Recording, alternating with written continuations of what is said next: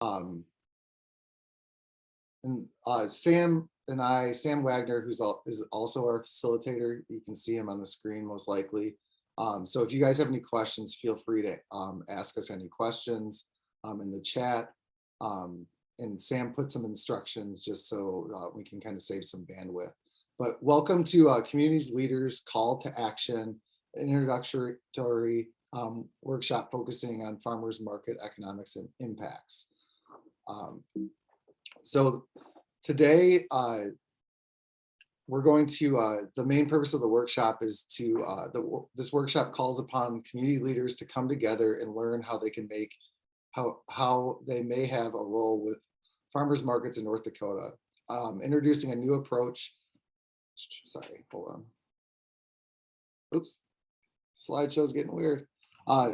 To strengthen the community development function of farmers markets and equipping stakeholders with a course of action for the future. So today our agenda is going to be, we have a pretty brief meeting. It's about 2 hours. We're going to have 3 different speakers. The first speaker is going to be Dr. Becca Jablonski from Colorado State University. Then we're going to have Simone Way from Folkways speak a little bit about what she has done. And then lastly, Jonathan Mosier, who's a Bismarck board member and owner of Forager Farms near Bismarck, talk a little bit more about some things that he's doing in his area. And then lastly, Quinn Renfant will be doing results dissemination of the survey that was done. And then we will have lastly a closing. So the first speaker today is going to be our keynote, and that's Dr. Becca Jablonski. Dr. Becca Jablonski is an assistant professor in food systems extension economist at Colorado State University. Her research focuses on understanding processes of rural and regional development with an emphasis on identifying strategies to support entrepreneurship, improve agribusiness performance, and enhance regional food systems. She is particularly interested in assessing the food impact or the impacts of food system initiatives and strengthened rural-urban linkages to farmers, supply chain participants, and rural/regional economies. So without further ado, I will take my stuff off screen share. Becca, if you have a presentation, we can make you the person sharing the screen right now, and then you can start.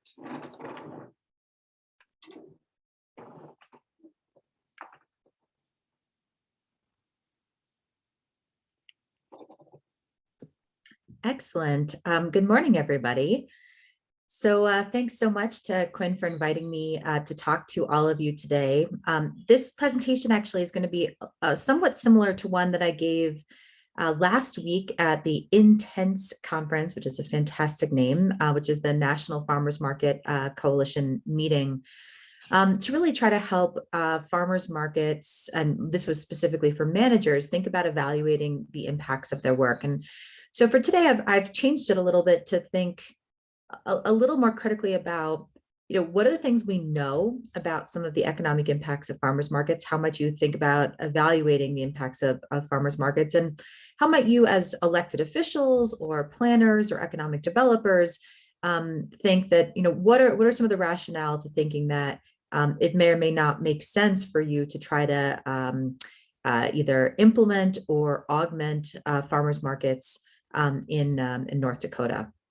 So please feel free to stop me and ask any questions as we're going along here. And also just want to apologize in advance. This is spring break at Colorado State University, and I'm on vacation with extended family. And so if you hear screaming children in the background or anything like that, that's probably just me. Okay, so with that, we'll take it away. So today we're going to focus on 3 aspects of farmers markets and thinking about impacts. So one is, what do we know about the farm and ranch impacts of markets, right? Especially if one of the rationales for implementing farmers markets is to try to create new market opportunities or expanded opportunities for farmers and ranchers. The second thing we'll talk about is regional economic impacts. So what do we know about some of those sort of short-term economic, or you can think about it as GDP impacts of farmers markets. And then finally, we'll talk about some of these broader community, what we call wealth impacts, right? So these are things that maybe are both tangible and intangible, right? So some things around social capital, right? Other things that kind of make communities good places to live, places people want to move to, but maybe harder to measure at different points. And I just want to say before I start with the farm and ranch impacts that there is some research and a lot of discussion about other impacts of farmers markets. They could be food access or food security impacts or health impacts, but I'm not going to talk about any of those because I'm an agricultural economist, so those really are not my area of expertise. But there is information out there, and I'm guessing that you may be having some of those conversations internally anyway.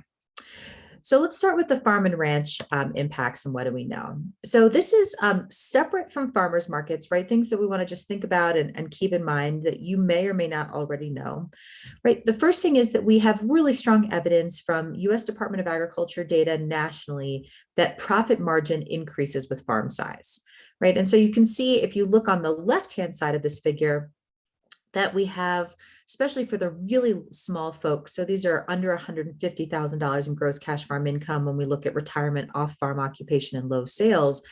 You know, we see that between 63 and 83% of them are in this sort of high risk level for their operating profit margin, which really means that if there's some kind of disaster that happens, or if they're not eligible for crop insurance, which sometimes these small folks are less likely to have crop insurance, that really could sort of put them under. And then even when we get to sort of the mid scale, right, which is the moderate sales would be 150 to 350,000, or mid-size would be 350 to a million, right? We still see that there are larger shares of those operations relative to large or very large operations that are in that high risk level.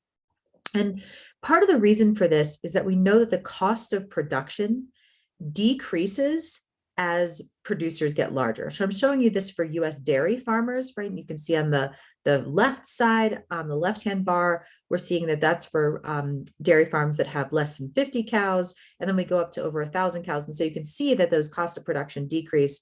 And so, you know, what that really tells us is that those farms that are small need to be able to earn more revenue, right, per unit of sales. I mean, excuse me, per operating cost, right? So they're really trying to think about how do they get higher value for what they're doing. And you can think that in this moment in time, as I'm sure you're seeing or hearing in the news, that we see that fertilizer costs are going up, right? All of our input costs, labor costs are going up. I can tell you in Colorado, we just implemented a new ag labor bill, that all of those costs are going up, that is going to have a disproportionate impact on small producers likely. So this is kind of a conceptual diagram then about how we think about what markets might work better for some farms compared to others. And so if you look at this bottom right quadrant, right, this is for farms that can operate based on economies of scale. They're producing high value or high volume, excuse me, so high volume and low value of sales.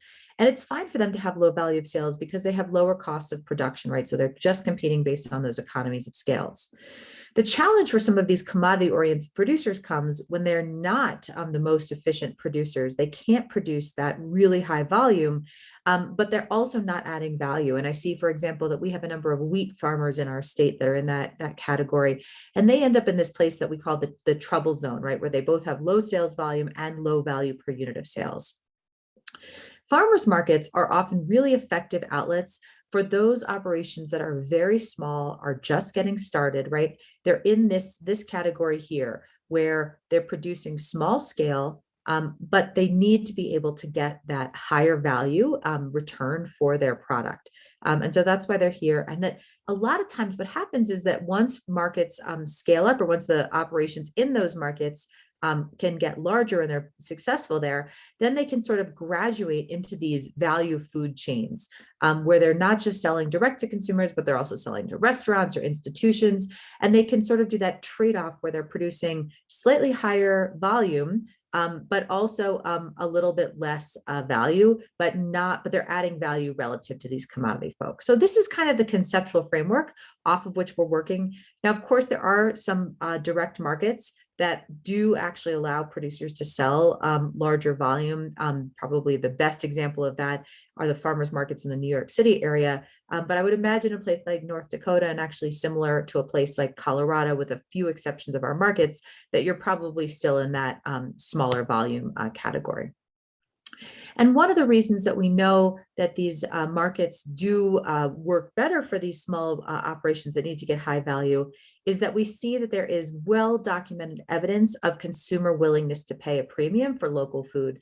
And this is from a congressionally mandated study that came out by US Department of Agriculture several years ago now. And there have actually been other studies since that show that there is a wide range of premiums. And of course, it also depends on, are there certifications attached to it? Where is the market? But we do see overall that there is significant willingness to pay a premium. So one of the things that we've done, it was actually started in New York, and then we've done it in Colorado as well, something called a market channel assessment. And this is really important to understand the profitability impacts of sales through farmers markets, for example, because if you think about the US Department of Agriculture data that we have, it's traditionally by commodity. So for example, we have really good information for dairy farms or for corn or soy operations, right, where they're essentially producing one or two or three crops, but all going through commodity-oriented channels. For diversified operations, for specialty crop operations, and for operations that are selling through these like local food outlets, they tend to be much more diversified, and there tends to be much bigger differences across profitability by market channel. And as I said, we really don't have this well documented at the national level. So we've gone and actually collected data from producers to really understand not just their sales by market channel, which usually producers are collecting, but also those costs of production by market channel and those marketing costs by market channel. And just to tell you, so we did this with 50 operations across the state of Colorado in 2016 and 2017 through a US Department of Agriculture grant. These are really, really data intensive and procedures. And so we were only able to do it with 50 specialty crop producers just across a range of scales, from really small operations to those with large H2A labor crews. And just to give you a couple of these highlights here, and I'll give you the website, so if you want to dig in deeper, you can. On the left here, we're looking at all direct market channels. Then we divide it by CSA, community supported agriculture operations. I'm guessing many of you are familiar with this but this is where the farm sells a share of the harvest each week. And then we have farmers market sales and farm stand sales. And what we're looking at here is the top 75th percentile. And here we're looking at the bottom 25th percentile, and this orange bar is the median. And so one of the things you'll notice right off the bat is that for farmers markets and farm stands, we have really wide variability in performance. And so one of the things that I think this is useful to help us understand is that we have some operations here, right, that are really performing well when we look at their marketing profit margin. And so one of the things you might do if you're thinking about farmers markets as a strategy to support farm and ranch viability is really thinking about what are the folks that are performing here doing differently. And as an example, one of the things that they're thinking about is about those labor costs. And I'll talk a little bit more about that in a second, that labor is the most significant variable expense that goes into these channels. The other thing we know is that for these folks, the market's not working, right? These folks are actually losing money because we're not incorporating all of their variable expenses. And so, this either may not be the right channel for those operations, and thinking a little bit more about who's in that bucket, or thinking about how do we actually work to improve them to make them look more like those yellow bars. And then here, what we're looking at is sales per labor hour. And so what you can see for farmers markets is we don't have quite the distribution that we had previously, but we see that there is still significant differences between our top and bottom performers. So we see that our top performers have a sales per labor hour of $47.32, whereas the bottom folks are at just under $13. So these folks are, again, probably losing money, and these folks are really doing pretty well. So if you're interested in learning more about this, and it's something as you see more market development in North Dakota that you might consider doing something like this, again, if one of your goals is really finding these opportunities to support farmers and ranchers. So we saw with that report that I mentioned to you that was congressionally mandated, we saw this interesting thing through that process. We saw that farms with local food sales were more likely to survive. And here we're defining survivability as they existed in the 2007 and 2012 censuses, and they were profitable in both of those years. But we see that they grew less than operations that did not have local food operations, or it did not have local food sales. And we looked at this across beginning farmer status as well as across a sales class, and it's pretty much always true. And so, this interesting finding came out, and so it made my colleagues and I wanted to dig into that a little bit more, right? What was really going on here, and can we learn more about sort of what's happening about the financial performance implications of these local food markets? So we have a website, localfoodeconomics.com, that we have developed jointly with a bunch of different partners. We co-hosted with e-extension, and it's been supported by the U.S. Department of Agriculture. I'm just going to provide you a couple quick highlights today, but I encourage you to go and take a look here if you're interested, because we've tried to create these fact sheets. Now, please note that for most of this research, we're using data from the USDA ARMS. It's called the Agricultural Resource Management Survey. So this is a survey that added questions around local food starting in 2008, and it's the best source of farm financial data that we have nationally.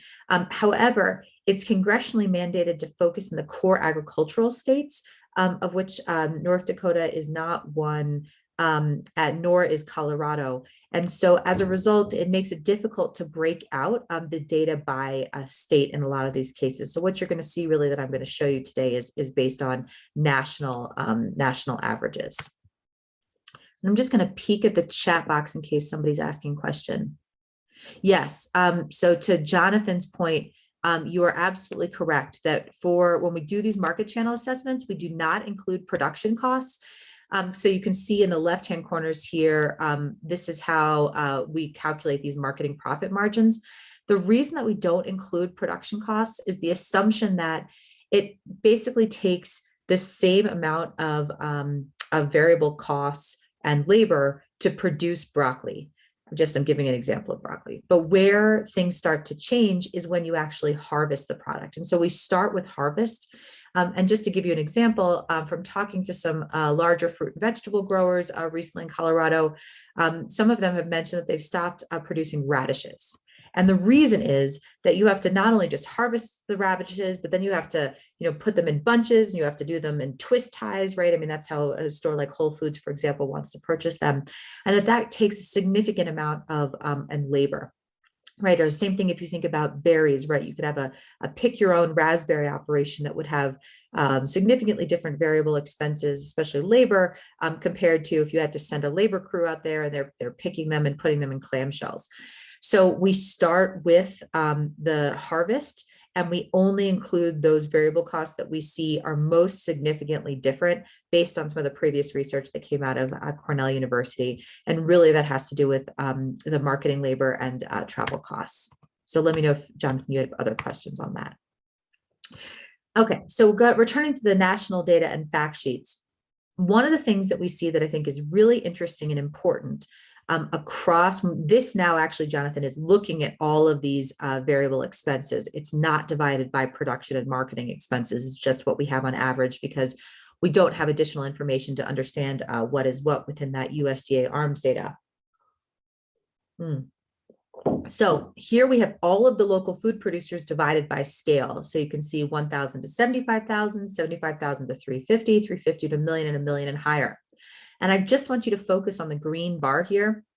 What you see is that as these operations get larger, they devote a significantly larger share of their total variable expenses to labor.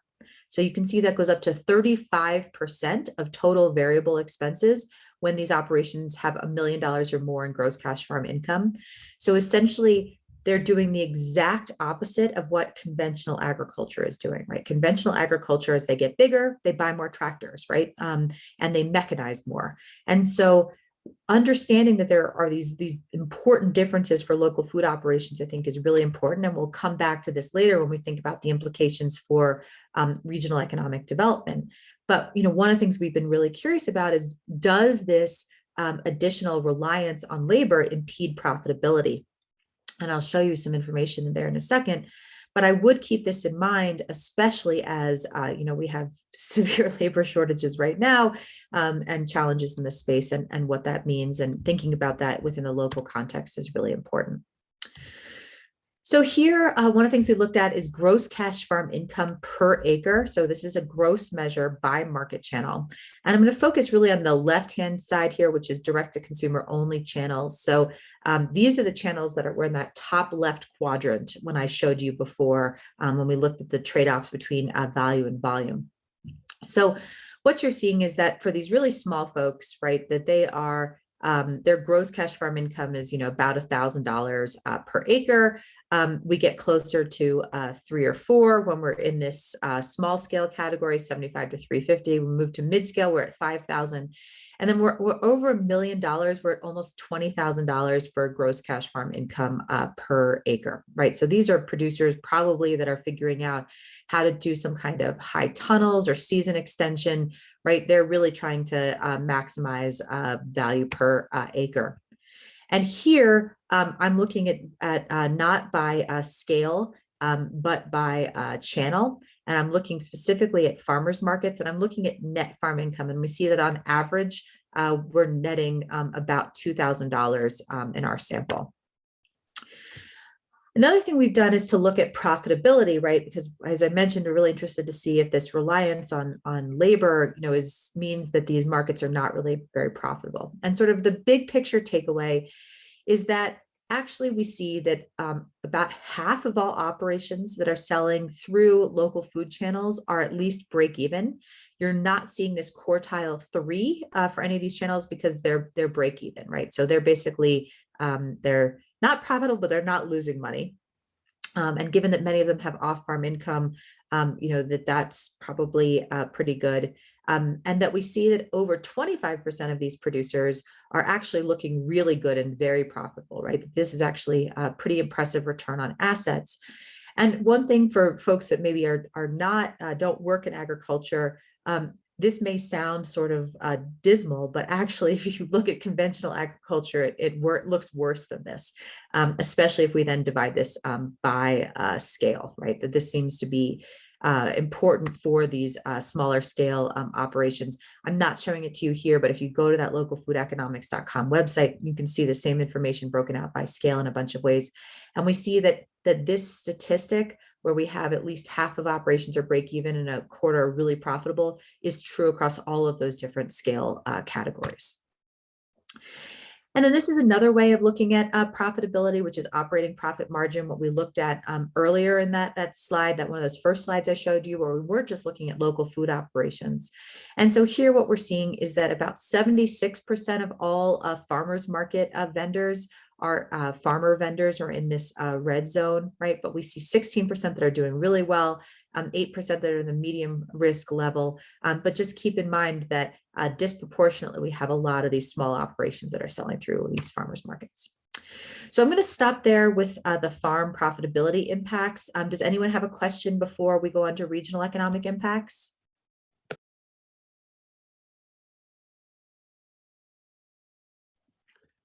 Yeah, Becca, I have a question. Please. So this is Jonathan. I was just wondering, do those profit numbers include the salary for the farmer, or is that salary calculated separately as a part of the costs of production? So it depends on how the producer pays themselves, which to some extent can depend on the structure of the operation. But to the extent that the producer is drawing a salary from the operation, it would include that information. Meaning that if they are drawing a salary, it would come out of the variable costs included in like the labor costs? Yes. Or, okay. All right. I was just checking because it does very much vary. I mean, when we talk about profitability, you can say, oh well, my farm made $40,000, but technically, you know, all 40 of that was salary for me. So did it make any money then? I don't know. That's just an example, of course. It's really a great point, and it's a very difficult thing within ARMS that they try to capture. And as I mentioned, it really depends on partially the structure of the operation. But with the market channel assessments, that's why even for those producers that were not paying themselves, we required them to provide us an hourly rate. And then we essentially calculated it in based on that rate and the number of hours that they were working. So we have some other measures that we try to use within ARMS to back that out where it's not explicitly given. But it depends is unfortunately the answer.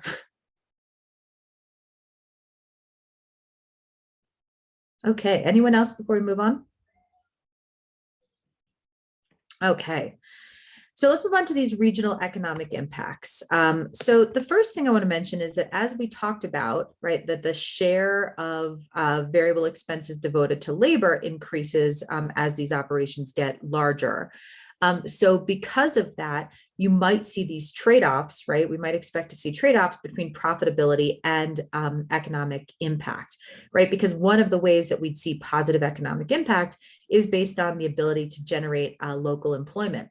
And indeed, what we actually do see when we look at trying to calculate a wage rate for these local food operations on average, we see that they have higher average wage rates. You can see over $23 an hour relative to under $20 an hour for these non-local operations. So that is one potential benefit of local food from an economic impact perspective.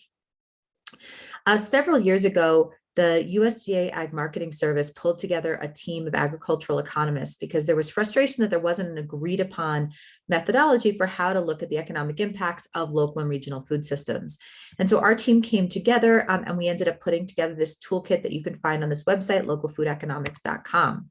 So just to make sure we're all on the same page here, one of the things that we can look at is growth, right? Where we're looking at change over a period of time.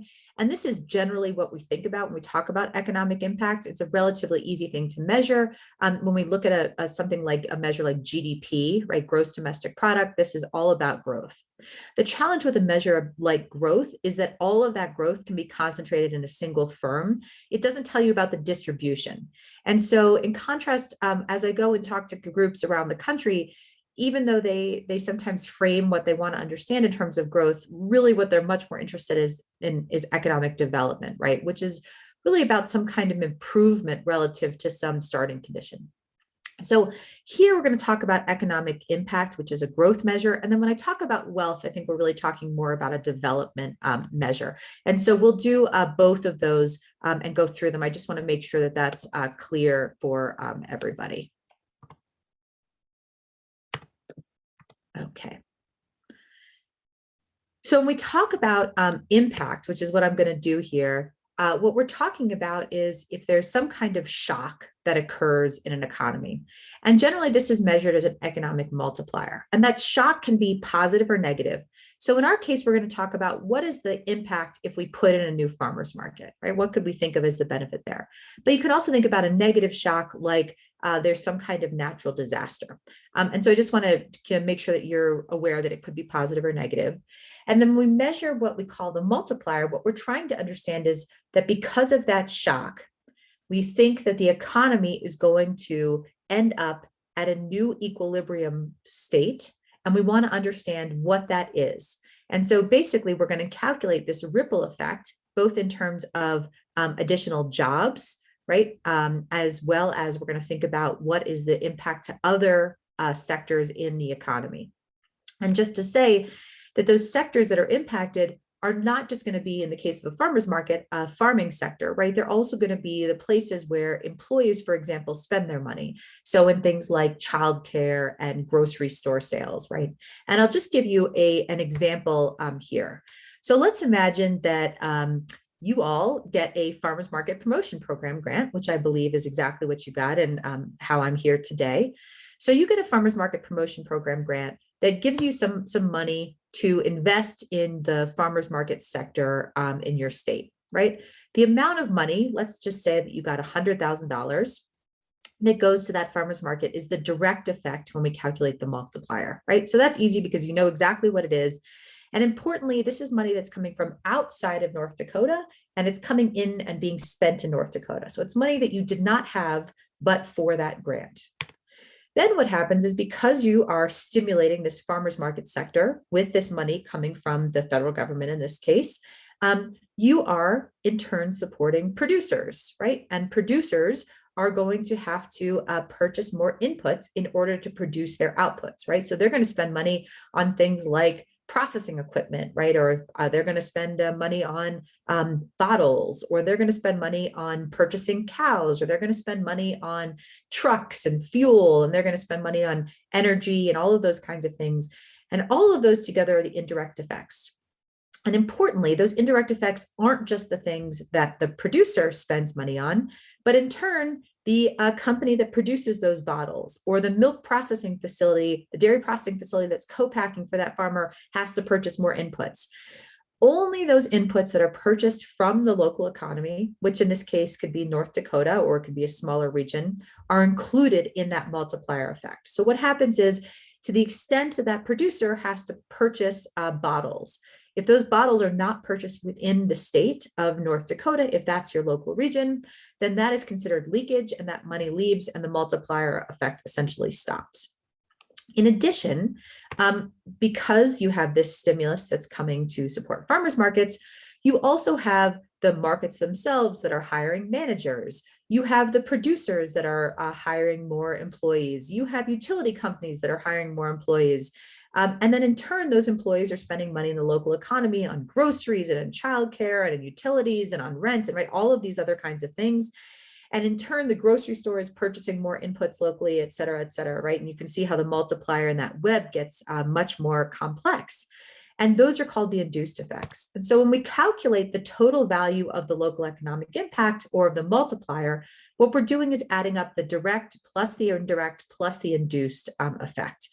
And so you can see that the more businesses that you have within the state of North Dakota, or the more places that your producers and the other input providers can purchase other local products, the stronger the multiplier will be. And so what we see, and there have been a number of studies that came out both prior to the development of this report, as well as subsequently using this kind of methodology that we talk about here, what we see is that the overall economic impact of farmers markets, when measured, remember, just from this sort of impact, like growth perspective, we find small, excuse me, but positive short-term economic impacts. And importantly, one of the things, let me say one other thing before I get there. So as an example, I worked with a team to conduct an economic impact assessment of the green markets, right? So this is probably the largest farmers market network in the country. And what we see is that for every dollar of sales generated at the green markets, there's an additional 61 cents of economic activity that contributes to the regional economy. So generally speaking, sometimes we see these economic impact assessments that say, oh, if we put $1 in here, that we're going to see a tenfold impact. Well, don't believe any of that. Those studies are bunk, right? Generally speaking, you aren't going to see a multiplier that's larger than 2. So just something to keep in mind. But one of the things that's really important, and one of the reasons we see that small but positive impact, is that in that report, we talk about the importance of calculating the net impact. So as an example, and this was a study that came out a number of years ago from the USDA Ag Marketing Service, but I haven't seen it replicated, and I think it's really interesting. If you put a new farmers market in one of these red zones, and importantly, there were no red zones in North Dakota at the time of this study.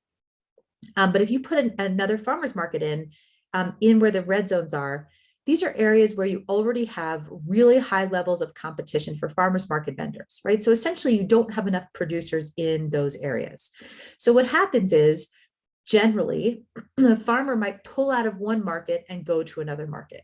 And that really limits the benefit of putting in that other market from a farm profitability or economic impact perspective, because you may not be increasing the overall sales, right? You're just taking the sales from one market and moving them to another market. The place where you may be more likely to have larger positive impacts and less sort of that negative opportunity cost, right, or countervailing effects, is where you don't have enough markets, right? You have producers that are looking for additional sales opportunities, or they're looking to grow. And so that's something you really want to think about when you're thinking about the impact.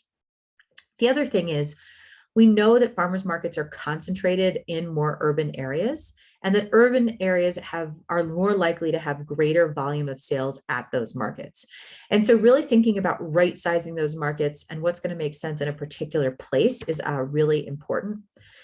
So just to say that if you are interested in thinking more about the impact of your markets in your state, we did develop with USDA funding this local food impact calculator. So I encourage you to go and use that. It's free. If you have any questions about it, please let me know, but we have tried to provide good documentation there. The other thing about these rural markets that I'd like you to think about is that as more of these programs are becoming available through the federal government, and sometimes state governments have them available as well, where they have double up food bucks. So this is where you might have people who are getting SNAP benefits, those supplemental nutrition assistance programs. Food stamps is what they used to be called, benefits.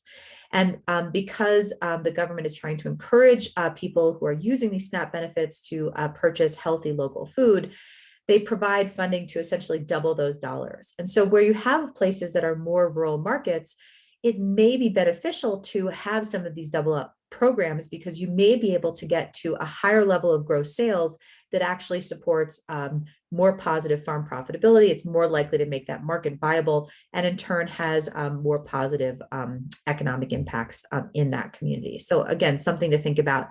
And we're actually in the process of building a specific calculator for these double up food buck programs. So evaluating these long-term economic impacts, or evaluating the long-term economic impacts, are likely more difficult than what I was just showing you for some of these short-term impacts.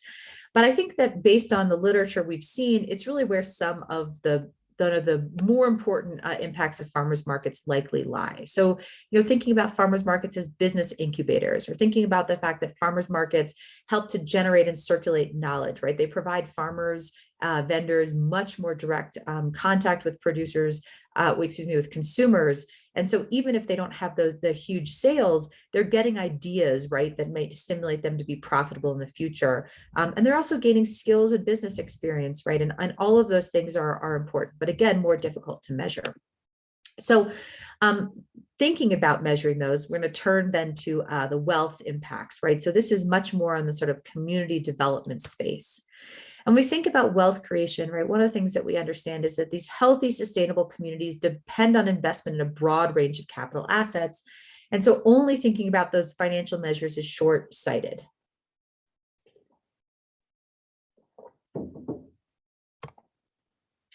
So just to give you an example, again, from the study of the farmers markets in New York City that I was part of, we asked consumers at these markets, how often did they actually go and tell producers about ideas for products that they had, new ideas? It could be new products, new varieties, new value-added products. And then we asked producers, when you got these ideas, did you actually do anything with them? And what we actually ended up seeing is that 75% of the farms made or intend to make changes to their farm business based on the ideas they got from consumers at the markets.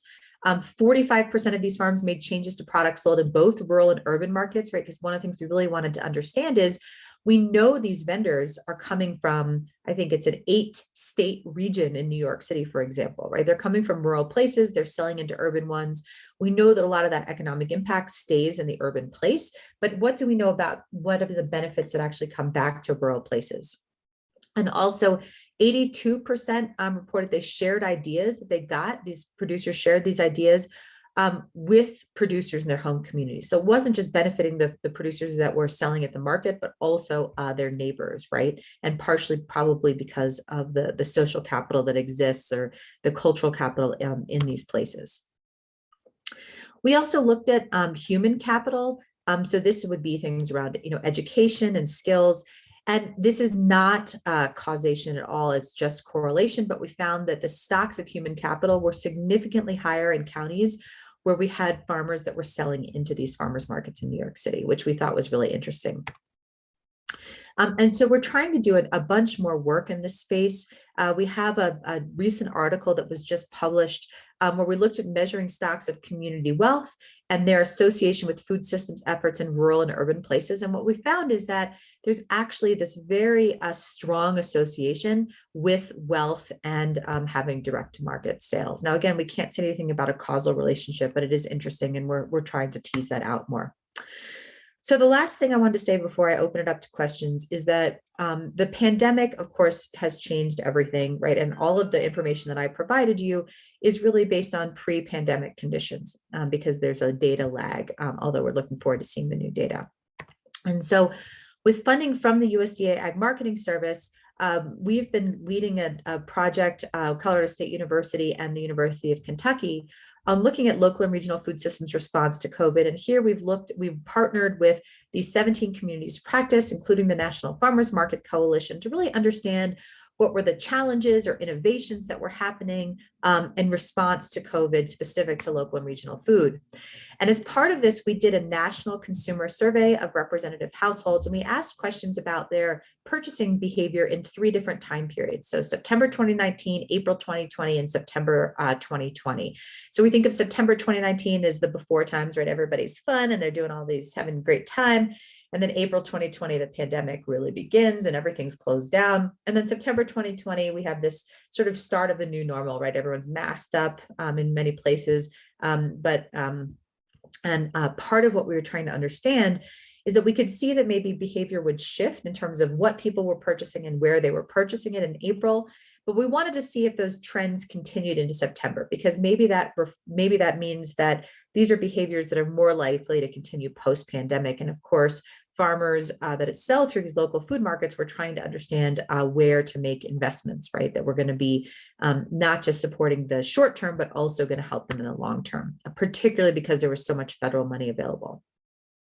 So one of the questions we asked was, did you buy from a new channel during the pandemic?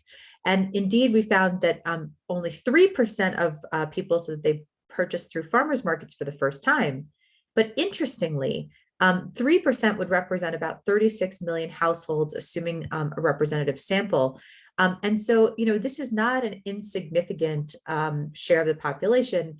And we have 3% that tried a farmer's market, but we have 35% that tried at least one new outlet, right? So this may reflect the fact that we do have some new people that are trying, new households that are trying markets for the first time.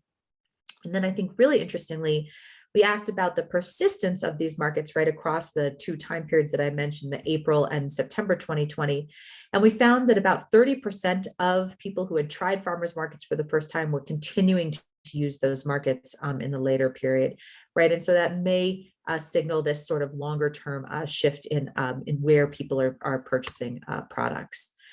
The other thing is that, as I'm sure you've all seen, we see this tremendous growth in online shopping, which is across all market channels. Farmers markets and direct from producers, for example, increased from about a third prior to the pandemic in September 2019 to almost half in September 2020, right? So I think that this is going to be a place that we continue to see growth moving forward. So with that, I'm going to stop. But I'm happy to answer questions with the caveat that I should say that I do have a hard stop here at 9 o'clock.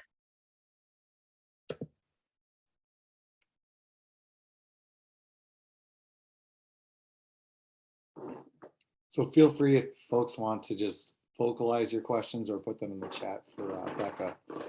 Feel free to do that. Hey Becca, it's Quinn here. One thing I would like to ask or have you spotlight a little bit more on was the multiplier effect and how you had said that typically we don't see anything above the 2 range and that anything else that we have heard or have come across would be incorrect. Can you tell me a little bit more about that, I guess, or just touch on that a little bit? Yeah, good question. So a couple things, one is that we see that sometimes when people calculate these multipliers, they double count things, right? And so making sure you don't double count is really important. One challenge is that there is sort of the leader in calculating these multipliers as a company called Implan that also aggregates data from a bunch of different federal sources, but it's sort of a black box, and people can easily misuse it, right? It's very easy to use. And so just to keep in mind that there are these studies that come out that aren't good. The other thing is that a lot of times people calculate the gross effect and not the net effect. And that is really just inaccurate, right? Or they think about things like if you're building a new building, they add in the construction costs without the caveat that that's going to be a very short-term effect that's going to leave, right? Those construction costs happen at one point in time. They're not going to be continuing over the lifetime of a project. So I think that's what you want to think about it and really trying to tease that out. There are some times where multipliers can be a little bit over 2. The other thing about multipliers is that multipliers are going to be larger in or more urban places, or based on they're going to be larger if you define a region as larger. And if you think about this, it's because there's more places to buy those inputs in larger economies. And so we don't ever want to use the multiplier as saying it's not a feasibility study, right? So we don't want to say, well, if we put it here, we're going to have the highest multiplier effect. I don't think that's the way we should think about it at all, especially, and I'm guessing this is true since you're all in North Dakota, is that we want to stimulate economies in rural places. And so that's why just thinking about that economic impact, I don't think is what most communities are really trying to think about. They're also trying to think about the distributional effects of these different types of programs or investment. Does that help, Quinn? Yes, absolutely. And the reason I wanted to touch on that was from a marketing standpoint, that particular argument gets used as the whole buy local caveat. And I think although there are effects and we can talk about it, it's just such a vague way of looking at things, like you're saying, that I don't think it's a good marketing technique per se, or a good marketing practice. Yeah, but I think another way to think about it is that if you invest in farmers markets, you can't just invest in farmers markets, right? You want to make sure that you have producers that have access to credit and access to infrastructure they need. Like I gave the example of a dairy farm, right, that's doing processing. Most dairy farmers are not going to want to invest in on-farm processing. So do you actually have places that will do co-packing for them? Do you have regulations that make sense? And if you can think about then building up this sort of regional economy where you have other businesses that are developing to provide some of those inputs, you may have these win-wins, right? You could reduce variable costs, increase efficiency of production, increase the variety of products and the year-round nature of these products. So I think it's that we can't think of making these like one-time investments in a one particular place and that's going to be a magic bullet, right? Or a silver bullet. We have to think about sort of the whole system. And I think that's important. And just to give you another quick example about this, so I worked in upstate New York for a lot of years. And in Rochester, New York was where Kodak was. And so, they had developed this whole sort of, I'm going to say the wrong word. It's going to be embarrassing because I'm being recorded, but the optics industry, I think it's called the optics industry. Somebody can correct me here, right? Had developed based on this. And so when they went out, right, that whole support sector and the inputs actually survived because they had built this whole web and ecosystem around it. And I think that's really what we're talking about when we talk about supporting local farm or, local farm and food economies.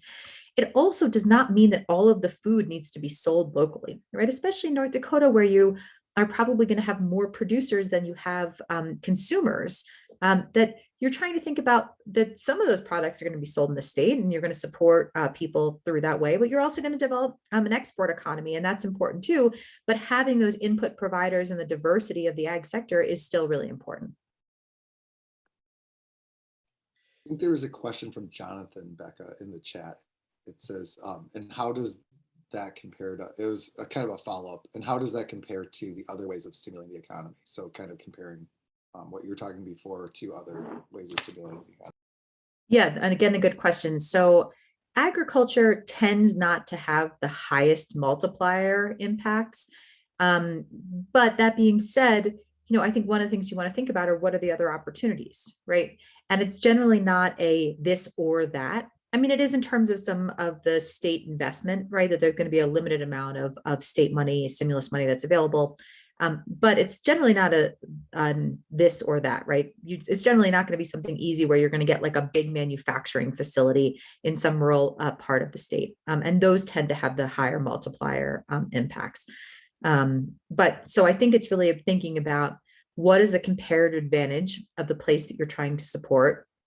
And I think in a lot of places that there are a significant number of opportunities around ag and food systems development that are often overlooked. And I think partially because we were trying to get away at the national level from thinking about rural development as ag development, which I get. And I think that's really important, right? We don't want to think of rural as not just agriculture, right? It's all of these other things. And in fact, in most places in the country, rural isn't agriculture anymore. That's less true, obviously, in a state like North Dakota. So I think it's really about thinking about what are the assets you have and how do you really take advantage of those assets? There's another question from Jonathan asking about going back to the slide of gross sales per acre.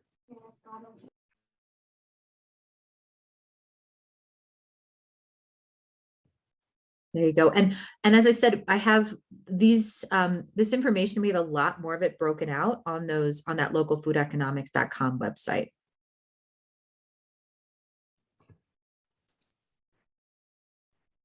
Great, I'll check it out. Yeah, and I mean, showing this information like not divided by commodity, for example, is misleading. Yeah, I was gonna say, as a vegetable producer, my direct to consumer, or even the basically I'm probably somewhere between the first two categories, but I'm only producing on about 1.5 acres, and so my my gross cash farm income per acre is a lot higher than those numbers.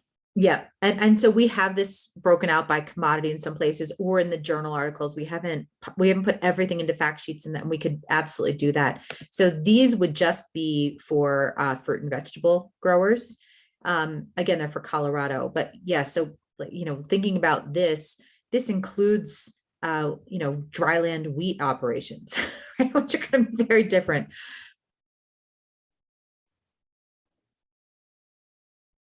Although interestingly, in the ARMS data that I'm mentioning to you, the place where we have the most number of local food operations is actually in livestock and not in fruit and vegetable, which I think is different than what most people might think. Why do you think that is?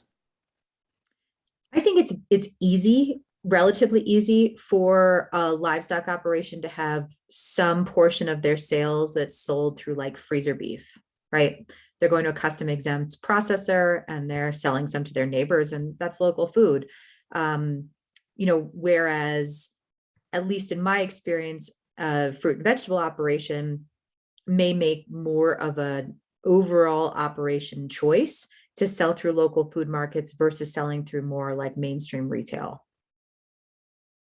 Are you predominantly selling to a Walmart or a Kroger, or are you going to farmers markets and CSAs? I'm not saying that there's some people that don't do both, but I think there's more of a decision there than maybe for livestock operations.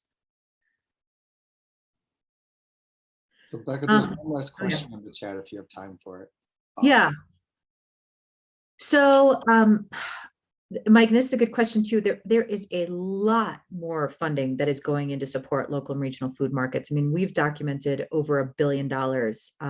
It's gone into supporting local food markets, which just, I think when I go and talk to some local food groups and they're like, all of the Farm Bill money goes to support commodity agriculture. That is just absolutely not true anymore. So I think that there are a lot of opportunities now through the diversity of programs that exist that continue to increase through each of these subsequent farm bills, right? In fact, with the 2018 Farm Bill, now we have the Farmers Market Promotion Program, Local Food Promotion Program, the Value to Producer Program, that those are all mandatory funding now that, weren't previously. So I think there's a lot of opportunities, and there's also a lot of support for risk management for the local food markets that didn't exist previously. So for example, I helped USDA Risk Management Agency last summer, and they're trying to develop better insurance programs, right? Because the insurance programs have generally targeted commodity-oriented producers. And now they just came out with a new version of the whole farm revenue for producers under $100,000 in gross cash farm income. So I think that there are more and more of these opportunities that are supporting local and regional food markets. And it's just really up to communities to take advantage of what those are, because as you all know, writing grants and then reporting on grants and then doing the work of the grants is not insignificant. And I also think sometimes what's happening, because we've had less of the research and sort of understood some of the farm financial and regional economic impacts of these types of investments, or economic developers have said, really, that's sort of cute, and haven't recognized the fact that local food markets have become more mainstream in a lot of places, is that we have had well-intentioned people who don't necessarily understand the consequences of what their decisions are that have driven that work. And that's why thinking about what are the goals and who are the producers you're trying to support, right? Trying to develop school food markets for small scale producers generally doesn't work, right? Those small producers have very high costs of production, and those school markets have very little money, even with subsidies, to pay for those products. And so thinking about right sizing those opportunities and leveraging those dollars is really important. Is that good, Mike, or additional questions? Okay, and with that, I am going to have to return to wrangling my children. But thank you so much, Quinn. And if anyone has any additional follow-up questions, please don't hesitate to reach out. I'm happy to try to provide support as I'm able. Thank you, Becca. Have a great rest of your day. Thanks, Becca. All right. We're going to move to the next portion, but in the meantime, we're going to take about, Quinn, should we take about a 1 or 2 minute break here, or till about 10:05, and then go with Simone? Yeah, that sounds good to me. As long as Simone is Okay. ready, we'll go ahead with that and get started by 10:10 with her. Okay, that's perfect. So if you all need to go get some coffee, use the restroom, just do that. We'll just be on a break until 10:10. Is that correct, Quinn? Yeah, let's go 10:07. Okay, 10:07. So just come back in about 5-6 minutes, and we'll start up again.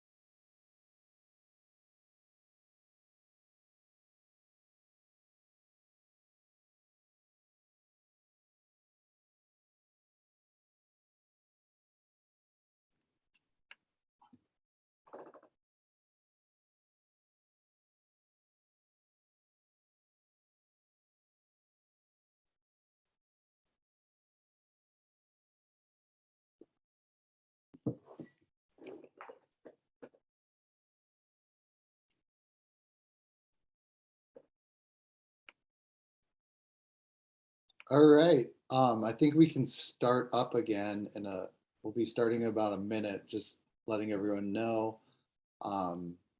Just give it till about 10:07, and then we will restart.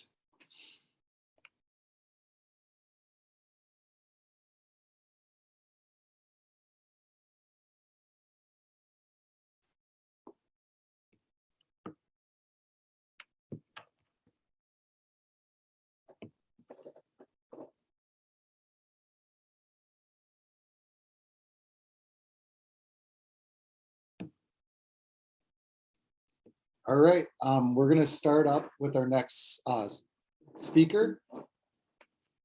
So our next speaker is Simone Way. Simone is a community builder and the co-founder of Folkways. Though she's a student of marketing and business, the theme of her career has been working with artists, musicians, makers, and creators of all kinds. In her work and life, Simone revels in creating moments of wonder and magic in everyday life. And Simone today is going to tell you a little bit about some of the things that she's been doing in North Dakota around local foods and farmers markets. So with that, I will turn it over to Simone. If she's ready to start sharing, I will take my share off. Di persone che vi lavorano tra titolari e addetti a quel tipo di vendita e sono importanti perché sono punto di riferimento.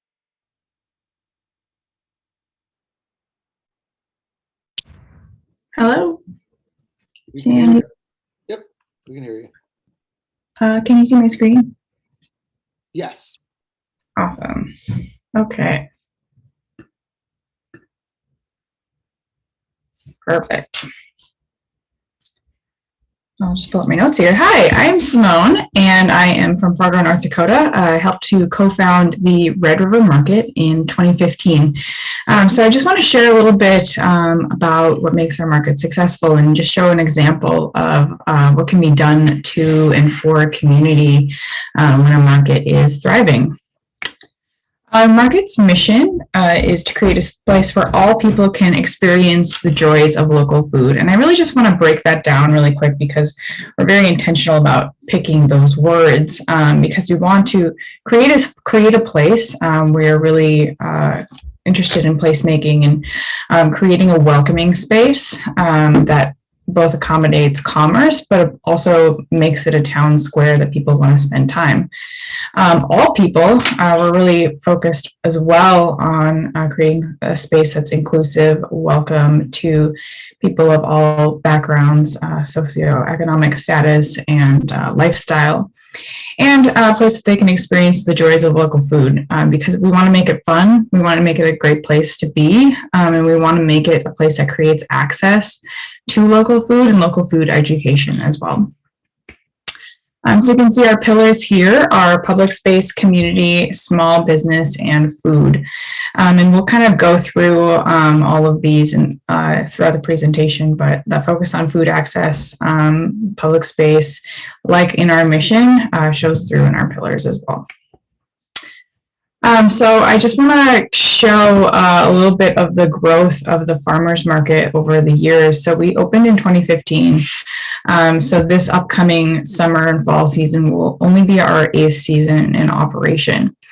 So in 2015, we were just on the street. If you can see in this photo is pretty much the entire market, which it makes it just really a fun progression.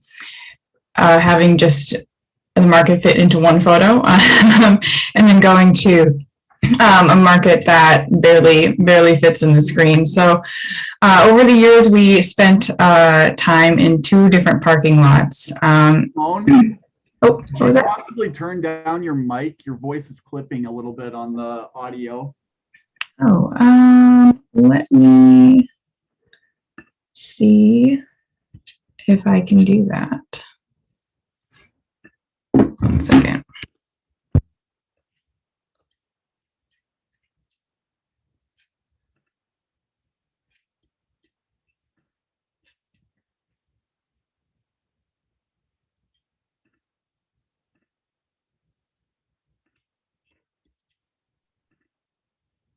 should be under, yeah, your sounds on your audio for Zoom, if I remember correctly. One sec.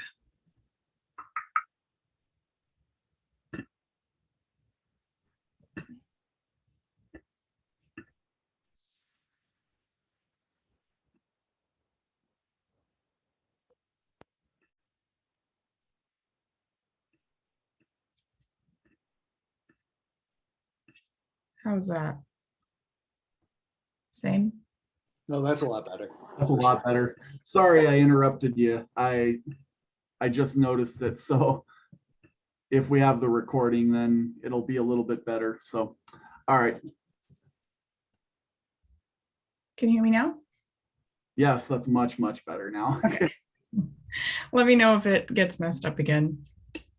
Can you still see the presentation? Yes. There we go. Perfect. So as I was saying, we were in two different parking lots over the years. This one was on North Broadway in downtown Fargo. You can see that we brought in our own stage. We put down turf, we painted the ground. We did a lot of stuff to make this shabby little parking lot into a farmer's market. And similarly, when we were sort of on the south side of downtown, we took two different parking lots, merged them together, and created, again, a public space with a stage, seating area, and all of that. And I just wanted to highlight this because one of the biggest issues that farmers markets have is finding and creating suitable space. And the only reason that we were able to do this is that we have a close relationship with a private developer that has allowed us to use spaces during the pre-development phase after they purchase the parking lot and before they build a building there. And this really worked well for us because we were able to have a temporary space that we were able to use for free, have free storage, have the ability to set up temporary power, temporary infrastructure, and create these seasonal little pop-up plazas with turf, seating, stage, and all of that. And we were only able to do this because we had that existing relationship, and most farmers markets wouldn't have that automatic connection with a company that would be able to provide them with that space. So as we move forward, we are now at Broadway Square, which is a partnership through the same development company that created this space. The Parks Department now runs it. So we're able to rent this space from them. It's an awesome space that creates a way more welcoming atmosphere, a way safer atmosphere, to be able to provide the farmers market with an awesome stage, built-in sound system. We've got the turf area. They take care of all the seating, the umbrellas. There's an awesome little fountain, as you can see there, for kids to play. And it really just makes it a community space. And it's so wonderful to have that while the market's going on and while the market's turned off. You can see the market spans 2 blocks across the street and adjacent to the plaza. So it's really added a wonderful community element to the market as well. So the market creates a space that is really welcoming to kids as well. We do weekly programming for kids, including activities provided by nonprofit organizations. We've purchased these big blue blocks from the Imagination Playground that help us have some physical activity for kids as well. It helps parents be able to shop and have a utility experience while also having a place for their families to play for a fun experience as well. And every week we have performances at the market. So we kick off our season with a performance from some Native American dancers, really to bless the market and welcome people to the space. But just a couple more pictures to give you an idea about what the market looks like when we are open. Tons of vendors at the market as well. So I just wanted to share some stats and how we measure success at the farmers market because data is really important to us. And it's really important to us to be able to track our community impact and be able to share that with our community, our sponsors, our vendors, and everyone that is involved in creating this event. So this is one of our by the numbers pages, and I really want to highlight the first number. Almost $1 million was spent with local small businesses at our market last season. That is huge impact for the 83 small businesses that take part in the market. And that number, you can kind of see how fast we are growing over the years. And this is a 49% increase in the spending from 2020. And I will tell you, from 2019 to 2020, we also had an increase in spending as well. Even with the pandemic, people were spending more at the market. Question in the chat, how many markets do you do? We do 17 in-season markets, which is where this number is coming from. And then we also do, this year we did 4 off-season markets, winter and spring as well. So that number does not include any money made from those off-season markets. We had 114,000 attendees at our market last season for those summer and fall events, with 83 participating vendors and 4 new businesses launched at the market. We had more businesses join the market that were pre-existing, but 4 actually launched opening day of the market. So what impact does that have on our community? So there's a couple ways to measure this, but I want to just kind of outline how we think about it. So in my research, I found this study of the Fond du Lac, Wisconsin farmers market. So in the research that they did, they thought that 1/3 of their visitors would go on to spend an average of $25 at downtown businesses surrounding their farmers market. So if you take that number of 114,000 visitors, divide by 3, and multiply by $25, you get $950,000 estimated spent at downtown surrounding businesses, restaurants, local shops, etc. I actually think that this for our market is low because we do a poll of our visitors, big survey every year. And one question that we always ask is how many, we ask if they visit surrounding businesses or shops when they come to the market. And actually from our research of our own customers, actually it's closer to 2/3 of visitors go on to spend money at different shops and restaurants after they visit the market. So I think that the $950,000 is a conservative estimate, but I think sharing that story from both directions of something that was a proven study that they did and kind of more of a quantitative or qualitative question that we ask can get you to an average of that. We also have live performances at our farmers market. I just wanted to highlight that as well. So we had 74 live performances at the market last season, and those are all paid performances to local musicians. So we really like to support our musician and performer community. About a quarter of those are cultural demonstrations, like I showed with the Native American dancers earlier. So we've had everything from ballet to theater performances to opera to symphony performed during those cultural demonstrations. And we really loved that we are a free venue, all ages, where we can share the talents of our community and show things that people may not have ever seen before with their families. So now I just want to give you a quick financial picture of the farmers market to help understand how it works and where our funding comes from. So as you can see from this chart, only 50% of our revenue comes from sponsorships.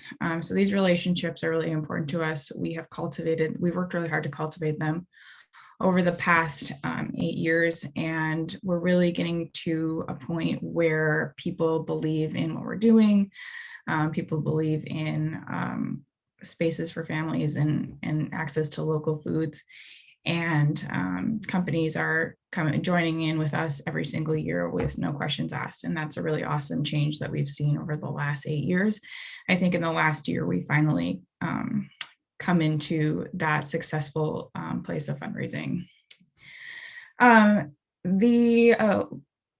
The vendor fees, as you can see here, only cover 25% of our total revenue.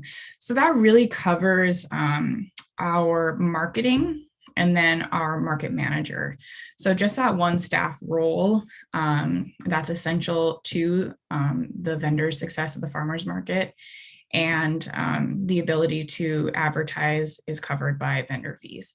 The rest of it, the programming, all of our staff time to coordinate all of that, everything else that comes with the market, the cooking demonstrations, the awesome space, the electricity, all that logistical stuff is covered by individual donations, a very small amount of grants, and then sponsorships. So expenses, our biggest expense is obviously staff. We have a small group of staff. Not everyone is paid directly from the farmers market. We do other events that also help support our staff as well. Programming is a big part of this. Like I said, the performances are all paid. We have sound and AV staff that are there every day. So a big portion goes to that. Operations, of course, our venue is a big part of that fee and everything else that comes along with that. And of course, we do spend a decent amount of marketing, but a lot of our marketing is in-kind donations as well. That isn't reflected in this budget. So we have tons of free ads that are being run for the farmers market as well. So now I want to cover a little bit more about how community organizations can help farmers markets in creative ways. So it's not just sponsorships that have helped us along the way at the Red River Market. So there are many creative ways that organizations have jumped in to help us, or ways that we have asked organizations to get creative, think differently, and think about what area of their budgets that we can access in order to create great partnerships that help both parties. So some ways that other organizations have helped us is access to sponsorships. We don't know everyone in the community, and I think a lot of small farmers markets struggle with this, but creating connections with between local markets and businesses or individuals that can be sponsors and create an authentic partnership, people that care about health, people that care about families, people that care about community space, people that care about the success of your downtown or wherever the market is, whether that's a park or whatever, can become great sponsorships and long-term partners. Like I said, for the second one, access to venues is one of the most difficult things that farmers markets face. I've talked to so many different farmers markets that tell me that their biggest struggle is a suitable venue, whether that's a financial barrier, whether that's a infrastructure barrier with power, with bathrooms, those types of things, or just having a venue that's consistent. A lot of people I've talked to have said, we're in this space, but we don't know how long it's going to last, and we're always looking for the next space. So others can help form those relationships with, like we had with the developers, to be able to use spaces between when we started and when we found our permanent location. Another way that organizations can help is marketing partnerships. So we've worked with our EDC and our Chamber of Commerce to be able to pay for video and photography for our market. And this is an awesome way that helps both parties. So these organizations want to use the farmers market to advertise their community to new residents. I know a lot of communities in the area are struggling with attracting new residents, and this is an awesome way to help do that. So our Chamber of Commerce helped us fund a video that we used to advertise the market, and then they went on to use that to advertise our community and say, wow, look at the awesome thing that's happening in our community. Here's a great video. And videos can be several $1,000s. So that was an awesome sponsorship for us as well. Skilled laborship partnerships. So this is something we've just started entering. We had a company actually that said, hey, our accountants have some spare time, like we're not at full capacity right now. Would it help you to have our CPAs, sit down with you or help with your books, which is an incredible savings for us. We have both a bookkeeper and hire additional accounting assistants as we grow, and that can be a huge savings. And for farmers markets that just have, one part-time market manager staff, the ability to talk to someone that has a skill that they don't have can save them a ton of time and a ton of money. And the last is, of course, sponsorship is a really important one.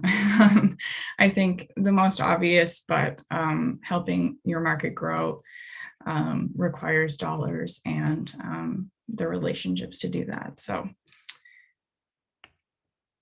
I think I have a couple more minutes if we have time to put a question in the chat, or else please let me know if you've been to the Red River Market. I'd love to see some familiar names on the list as well. We've got one question. Let's see here. How many markets do you do, from Jonathan Moser, and follow up? How many vendors are weekly participants? Yeah, so we have about 50 to 60, depending on the day, weekly participants at the market. Some of that was a constraint of space. There was a little bit of construction going on that limited the amount of booths that we were able to have. I think this year, now that construction's done, that can go up higher on our busiest days. We have a fall festival that's really popular for vendors, and we have opening day and kids day and things like that, where more vendors would like to come, but we didn't have the space. So I think average will probably be about 60 this year.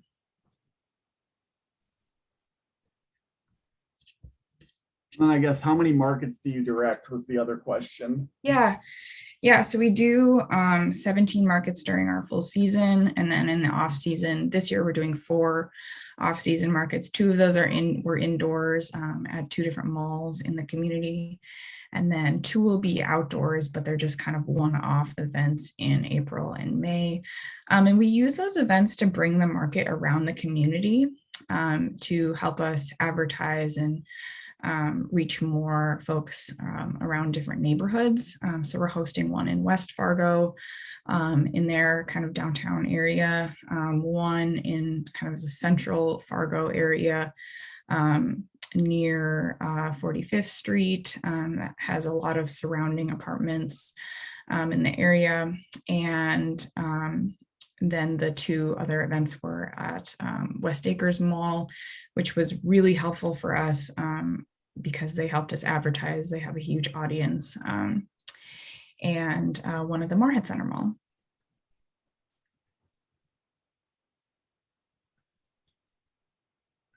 Oh, we appreciate that.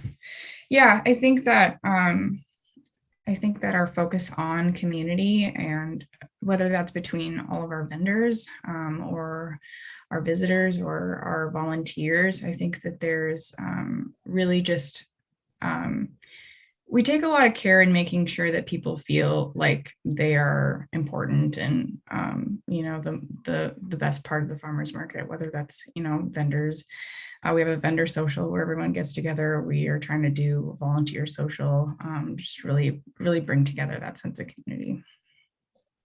So Simone, I don't want to take over your presentation, but I was just going to mention that I lived in Fargo from 2005 to 2009 on and off.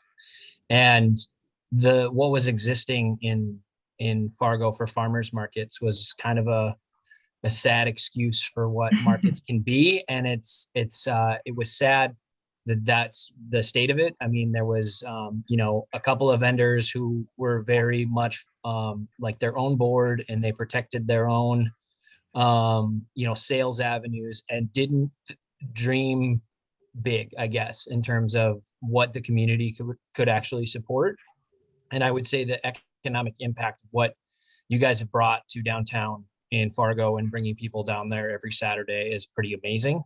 But I think it really ties into that community aspect of it. That the thing that I see, and one of the things that's important for Bismarcket, which we've been a part of since I guess basically since it started, but in 2014, I believe. But one of the big keys for that was that it was community members who had connections with Parks and Rec and the other community, whether that be agencies or organizations, that were able to kind of move it along rather than it be vendors doing it for themselves. And I think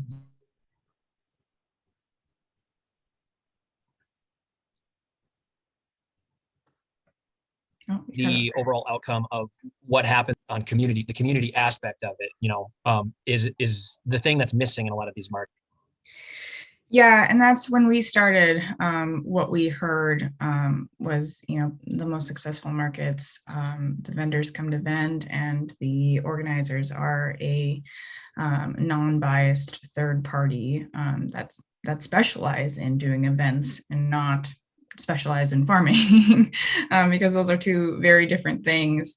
And yeah, one thing I've learned is that just like a sense of fairness helps eliminate those things that can prevent your vendors from being a strong community. And one thing I love about our vendor community is that really, like, we've just cultivated a place where everyone wants to help each other out.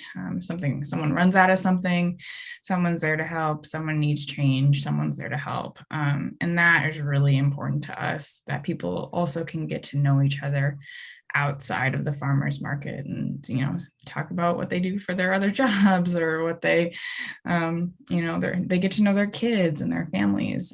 So that creates really a nice sense of community there. But yeah, it's the organizing part of it. It takes so many different people and so many different organizations, and those connections that a variety of community members can provide is essential to the success. We could not have done this with so many other people and organizations that just like jumped in at the moment we needed them.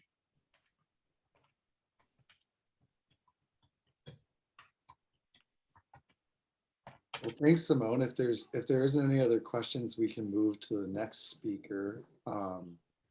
Definitely awesome presentation. Thanks for sharing everything about the Red River Market with the group. I'm gonna switch to sharing my screen, and then we'll move to the next speaker. 1 second. Perfect.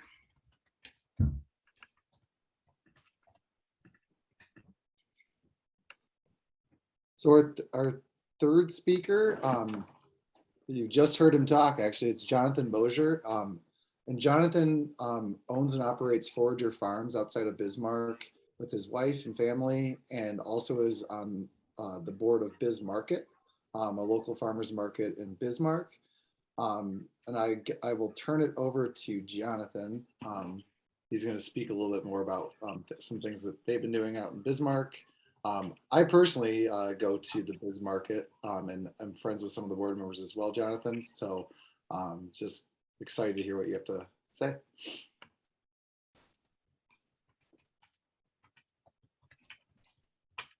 So is my everything going? Okay. Hang on 1 second here. There we go. So I actually don't have a PowerPoint presentation. I was told by Quinn that this is more of a panel discussion. But I'll just kind of brief on what we've been doing as a farm. We started in 2014. That presentation that Becca gave was really kind of hit the nail on the head in terms of what farmers in our industry are doing and the impacts of local food. For us, it's very important to have the economic viability of our farm. And so it's interesting to me, like obviously we need resources to be able to access credit and, upgrade our stuff. But for us, we keep coming back to, we don't necessarily need more loans. We need more sales. And how do we do that? Looks like we have a little. So Quinn wants me to tell you about the experience with farmers market scenes and this perspective of a vendor. So from that perspective, it's been interesting to be a farmers market vendor and see it kind of change over the years. Our market started in 2014, and like Simone said, it's kind of just grown every year.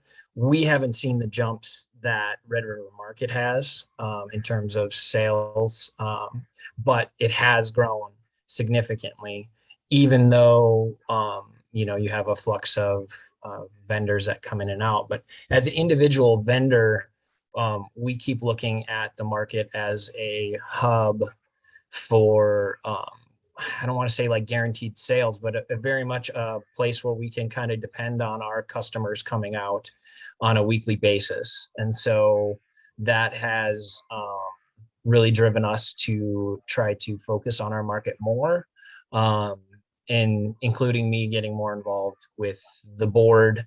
And I think it's good to have a community voice and outside bias, unbiased voices for the market. But I think as well as that, you also have to have a little bit of vendor input. And so that's part of why I got involved, is to be able to make sure that we're still keeping that vendor perspective on the board. And I think we have like 9 members. And of those 9 members, board members, I think 4 of them are vendors right now, which is more than we've had in the past. But we've had community participants that have kind of dropped out, so we've picked up the ball. But I feel like local foods in general, like the farmers market scene in general, is interesting in places like North Dakota, because we're not necessarily like a touristy type place, and our window for sales is so short. So, being if you were in a touristy area, I feel like it's people with disposable income coming out to those areas and buying dinner for the weekends, versus here we're providing, our regular customers with food for their week, every week if they're coming out to the market. And so that's a little different way to look at how to grow things. And just as a vendor in general, we're just trying to put more stuff on the table, literally provide more opportunity for people to buy and bring more people down to the market. I don't know what our average market attendance is, but I know it's a percentage of the population of the families in Bismarck and Mandan. And so we could be bringing a lot more people to our market on a Saturday, which is part of what we're working on. Jonathan, one thing I want to touch on in the conversation, yes, thank you so much for being a part of this quote unquote panel of one. Kind of just having the opportunity to talk through and lay out from the vendor's perspective what the experience of farmers markets in North Dakota have been, and also through your experience in the various areas like you touched on being in Fargo and your own personal history, what you've seen work and hasn't worked. But in this case, what I'm asking, with the Biz Market and its development kind of being parallel to the same timeline as Red River Market, Simone had mentioned that there was the other incentives and relationships that allowed the Red River Market to kind of come through and be what it is today. And obviously we can recognize that that may not be available to everyone in the same capacity. What are some challenges you've seen over the years with the Biz Market that someone in that economic development sector or that category that we keep referring to outside of the vendor could have helped with, maybe, that you could maybe just outline a specific example if there is one? Okay, so I would say Fargo was, and this is giving all credit to the people that put that market together, but Fargo was ripe for a market like that. It was ready 10 years before they put that together. Yes, it took a lot of work, and yes, they had the right connections at the right time, which was probably why it took as long as it did. But I mean, if it would have been started 10 years sooner, it would have been a slower growth type of thing. But what they've put together is absolutely amazing, and the community has backed it full stop, as far as I can see from an outside perspective. And I have been down to their market, and it's just great to go down to the market. And so for Biz Market, we look at it the same way. I mean, part of our mission is to have, local food, a local food market, and local food and arts market down in a green space where families can come down and get their food for the week, buy some, things from other vendors, soaps and flowers and whatever it is that we have available, and also spend some time in a green space, letting their kids run around and play on the playground. We've had a great partnership with Parks and Rec, the Bismarck Parks and Rec department. And so that's been super important for us.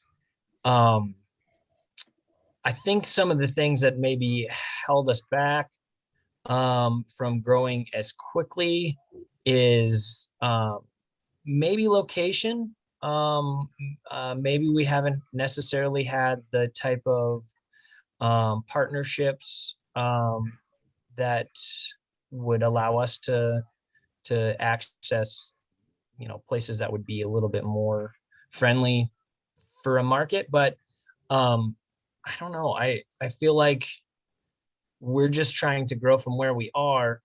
I think the more partnerships you can have, the better access you're going to have to certain things. So we're just continuing to slow grind, grow in a way that makes sense for us. It's a hard question to answer retrospectively. A person daydreams a little bit about what a market could be. And, you think of like how successful, this is Bismarck specific, but how successful something like the street fair is, and how many people go out to the street fair when it's going on in Bismarck. And, you kind of think, well, could that be what Bismarck is downtown every Saturday? And, developing those partnerships, if somebody in the community wants to see something like that happen, it's completely possible. We just have to have the right connections to do it. Right. No, and that's a fantastic answer. And I think that gave me what I was looking for. My other question for you is when you look at the business opportunity that is a farmer's market, and yourself as a vendor who has a farm, and you have other outlets that you sell through, whether it be your CSA or your marketing directly to the customer and your own relationships you developed, if you're going to quantify the farmer's market activity on a pie chart for how much business activity it brings you, what would you say that is? We're about a third, I would say. A third of our gross revenue comes from the farmers market, and our season is longer, a little bit longer than the Red River market anyways. I think we have 8. It's not much longer, but we start in June, which I find interesting that more markets don't start until July, because farmers are with a little bit of season extension, are more than capable of having produce ready the first part of June. And to me, if you start mid-July or say after the 4th of July, you're missing basically 4 or 5 markets to get stuff to your customers. And I know the first couple markets are a little slim pickings, and maybe you just get radish and some spinach and greens, but that's still food, and it's from my farm, it's still revenue. And so, yeah, I think that's kind of the thing is, yeah, just that the opportunity to expand those markets is there. Did I answer your question? Yes, I think you did. And I was just kind of touching on what Becca had said earlier. The graphs and everything that she provided us were fantastic. However, given the small scale of farmers markets, it kind of made it a little sad from a business opportunity perspective to say that there's all these hurdles standing in the way. However, I know from a local food production standpoint, the farmers market offers one of the easier opportunities to get product into your customers' hands, market yourself, and kind of play that role in the business incubation side of farmers markets. And that's what I was touching on. Simone put in the chat, what can market organizers do to provide greater support to our vendors? So if you have anything to say about that from a vendor's perspective. That's interesting. Bring more people to the market, as many people as you can possibly get to the market. I honestly, I think sales drives this whole thing. Like, you can give me as many loans as you could possibly give me, but if I can't pay them back, it doesn't matter. So the more people we can get out, and this is part of my like kind of personal mission with what I'm doing with BizMarket, but also just the state in general. We need more support for why it's important to shop at farmers markets, why it's important to support farmers in your community. And yeah, that's just part of my personal mission. And so that touches on the marketing standpoint. And so, Simone, I'm not sure if that answers your question specifically. When I say market organizers, you have folkways with the capacity that you have to kind of orchestrate specific agendas that you like to set out. I don't see that happening from what we've witnessed over this grant period. We don't see that happening too broadly across the rural areas in North Dakota. And I'm not sure whether that's just not understanding the benefits of farmers markets, the functionality of farmers markets, or just how to develop those cohesive relationships with vendors and how to work that into a community. But it's very clear that there's a big gap out there. And the purpose of this workshop and this conversation topic, from my perspective, is to bring to light, we need more people at the table to figure out what's going on and how to do this. It's clear there's opportunities. We have working examples. We have the data. We have the quote unquote science to back it up. So what do we need to do in a real world sense outside of just the marketing function from a promotional aspect to equip stakeholders with what they need to move forward and develop these markets more successfully? So there are more business opportunities out there. So there are more community connections happening. And we have this, this culture creation, so to speak. And and Jonathan, thank you so much for talking about that. I open it up to any other questions or any other thoughts anybody may have just for the remainder of this program that we have going.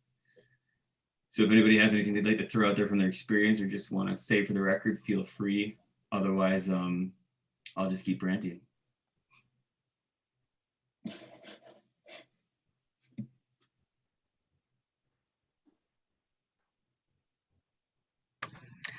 Hey, Quinn, I'm gonna jump in and say something. To those of you on the call that don't know me, I have worked a lot with farmers markets in the state. And I've been to a lot of farmers markets, and I can say the one thing that I've noticed when I go to BizMarket, and Red River Market does a really good job with this, is having a venue that increases the dwell time and the amount of time you spend at the market. So at BizMarket, it's really great because you're in the park there and you are taking advantage of that space. And at Red River Market now with your new location, you have the square, but even before then, like Simone talked about, like bringing in just turf or chairs or whatever it is to get people to stay at the market. Um, the markets I've visited in North Dakota, the longer you can get people hanging out at the market, the more successful it's going to be because that drives sales for your vendors and also that community feeling. So even if you're a small little market, if you start with a table and some chairs, I think that's a really tangible first step that you can take.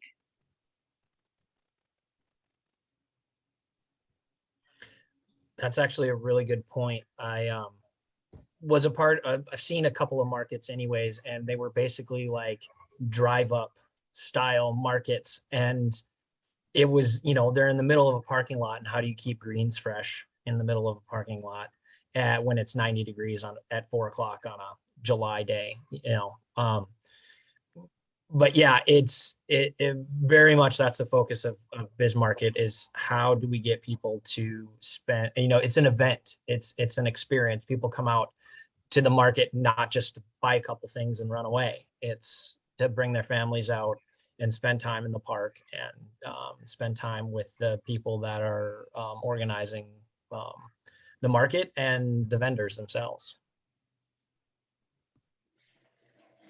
I know Ann Olson was on here, and Shelby had worked with Ann at the Minot market. And so speaking from the Minot perspective, when you have multiple markets, and I know Bismarck and Fargo also have multiple markets happening on the same day, one thing I would say from a rural perspective is there might not be all these activities happening, but there's an opportunity for them to happen if those that want to have activities all come together and say, let's do this on this day, and here's what that looks like. And you have a multiplier effect of more people coming to more events because people want to be where people are, instead of trying to have separate things happening at the same time simultaneously and getting separated with a a limited customer base.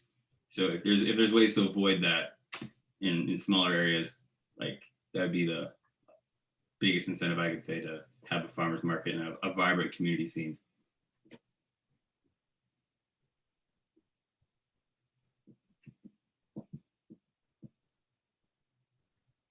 Jonathan, I was wondering if you could just speak to a little bit about your board and the folks who are on there, and if they've been able to provide any greater community connection with sponsors or other partners.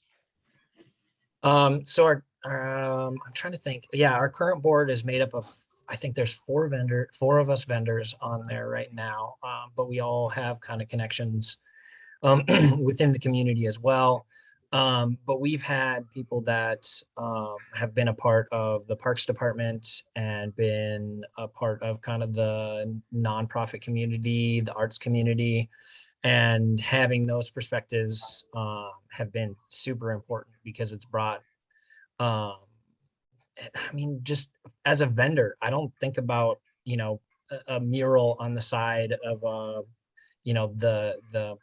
the parks building that's next to it. But even just having the opportunity to do that project and paint that particular side of the building with something that is tied to our farmers market creates a better space, creates a better experience for everyone that's there.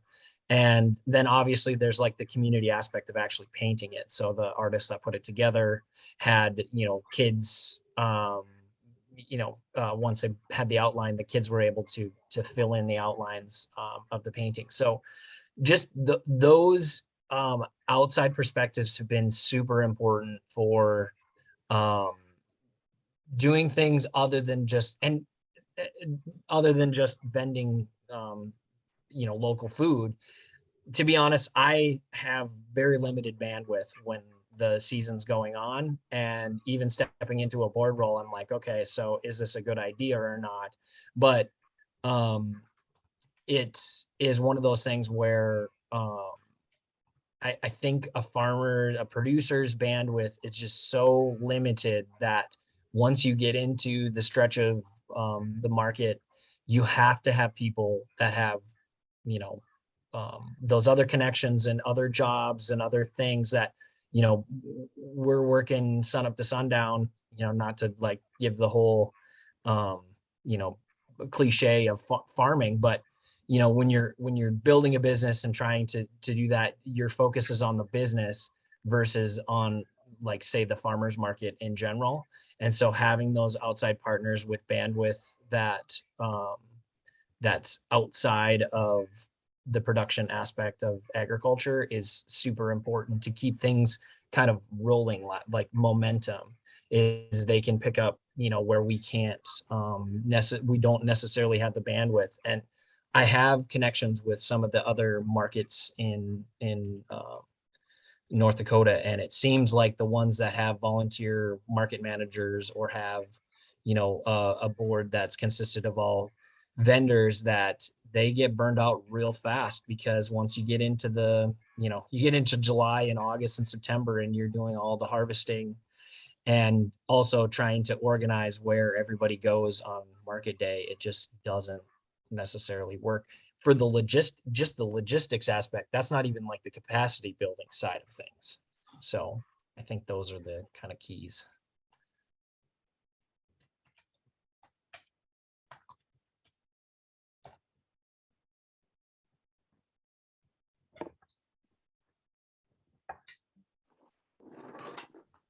All right. I think that's pretty much it for the program today. We're gonna I'll just put up a slide for closing. So just letting you guys know, if you guys have any questions, put them in the chat now, for any of the speakers, for Quinn, anyone else involved in this. And then once I get the slide up, Quinn's email will be on the slide. So if you guys have any questions, you can email directly to Quinn's email. And Quinn, if you want to just like repeat your emails for everybody, just in case. Yeah, and I just want to say thanks to everyone for participating today and listening. I know our audience wasn't the largest, but we kind of put this thing together over the past week, and I'm happy that the word got out and we at least got a start to this conversation. Looking to the future, this grant program that funded this particular workshop will be concluding in March, or at the end of this month rather. And so now it's coming back to the table and figuring out what role did we play in the farmers market scene of North Dakota, and what steps can we take to keep fulfilling that role of improving and supporting the existing activities and stakeholders. So and with my email and any thoughts anybody may have on this, please feel free to contact me anytime. Let me know. My email is quinnrenfint@dakotacollege.edu. So it's gonna be QUINN Renfint, as it's spelled on my name thing here. There's a period in there, and then it's @dakotacollege.edu, as you see on the screen. I'm going to put that in the chat too, so people can copy paste that. Yep, for sure. That would be probably the easiest way to do that.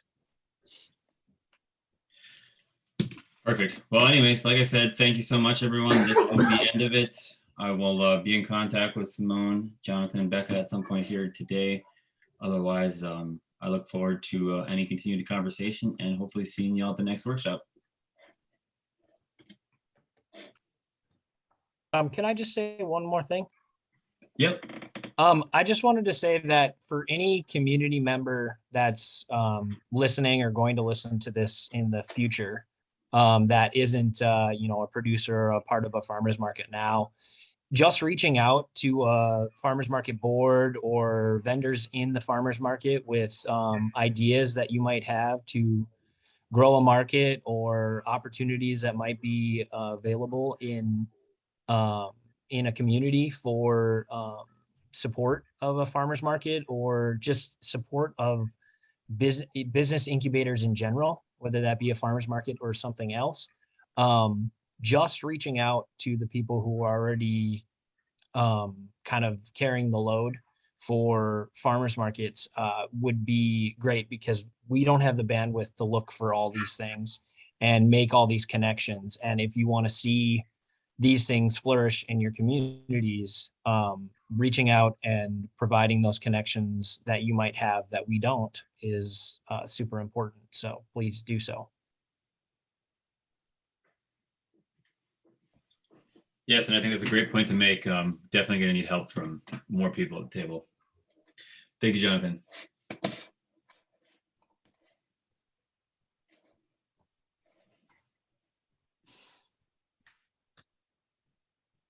All right, with that, I think we're done for the day. Thanks everyone for coming. Thank you all. Thank you.